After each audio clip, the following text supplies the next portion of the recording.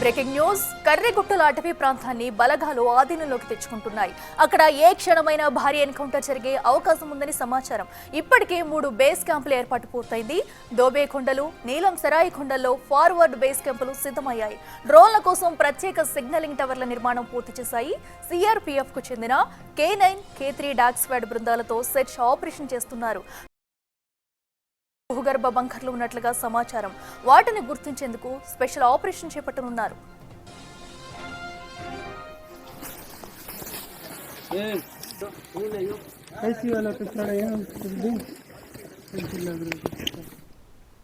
ఇదే అంశానికి సంబంధించి మరింత సమాచారం మా ప్రతినిధి వేణు అందిస్తారు. వేణు, చెప్పండి. కర్రెగుట్టల వద్ద కొద్ది రోజులుగా కూడా సెర్చ్ ఆపరేషన్ అయితే కొనసాగుతుంది.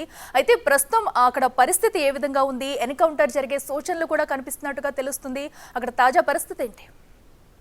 అట్లా ఇప్పటి వరకు 300 చదరపు కిలోమీటర్లు ఉన్నటువంటి కర్రెగుట్టల ప్రాంతంలో ప్రధాన గుట్టకు సంబంధించి చుట్టూ ఉన్నటువంటి కొండ ప్రాంతాలను బేస్ క్యాంప్లు ఏర్పాటు చేసి సాయుధ బలగాలు తమ ఆధీనంలోకి తెచ్చుకున్నాయి. ఇక ప్రధానమైనటువంటి కర్రెగుట్ట ప్రాంతం నిటారుగా దాదాపు 5,000 పైచిలకు అడుగుల ఎత్తులో ఉండేటువంటి కర్రెగుట్టల ప్రాంతంపైనే ప్రధానంగా ఇప్పుడు బలగాలు ఫోకస్ చేశాయి. అందులోనూ ప్రధాన బేస్ క్యాంప్ ఏర్పాటు చేయడానికి అనువైన చోటు కోసం ఆర్మీ హెలికాప్టర్లు వెతుకుతున్నాయి. 2 రోజుల నుంచి 4 ఆర్మీ హెలికాప్టర్లు కర్రెగుట్టల ప్రాంతంపై అనువైన చోటును వెతుకుతూ అందులో బాంబింగ్స్ చేస్తున్నాయి. సో ఆ బాంబింగ్స్ వేయడం వల్ల అక్కడ ఏర్పాటు చేసినటువంటి ప్రెజర్ బాంబ్స్, మావోయిస్ట్ అమర్చిన ఐఈడి బాంబులన్నీ కూడా కంప్లీట్ గా పేలిపోయి సురక్షిత ప్రాంతం కోసం అయితే ప్రస్తుతం సెర్చ్ ఆపరేషన్ కొనసాగుతోంది. ఇక చుట్టూ ఉన్నటువంటి దాదాపు దోబెకొండ, బండగుట్టలు, అదేవిధంగా నీలం సరాయి గుట్టలు, ఆలబాక శివార్లో ఉన్నటువంటి కొప్పుగుట్టలు, వీటన్ని ప్రాంతాల లోపల బేస్ క్యాంపులు ఏర్పడ్డాయి. ఆ ప్రాంతం నుంచి కర్రెగుట్టల వైపుగా కూడా కుమ్మింగ్ దళాలు ముందుకు వెళ్తున్నాయి. అందులో ప్రధానంగా సిఆర్పీఎఫ్ సంబంధించినటువంటి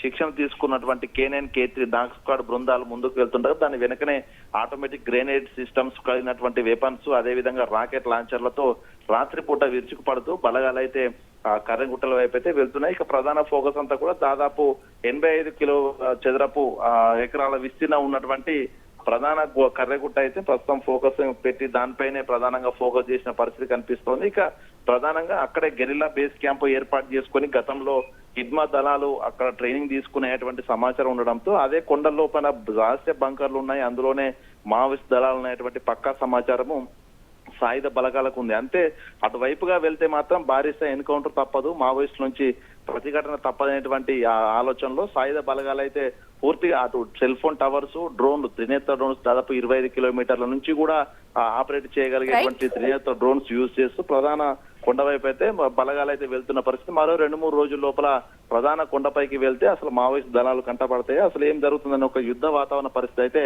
ప్రస్తుతం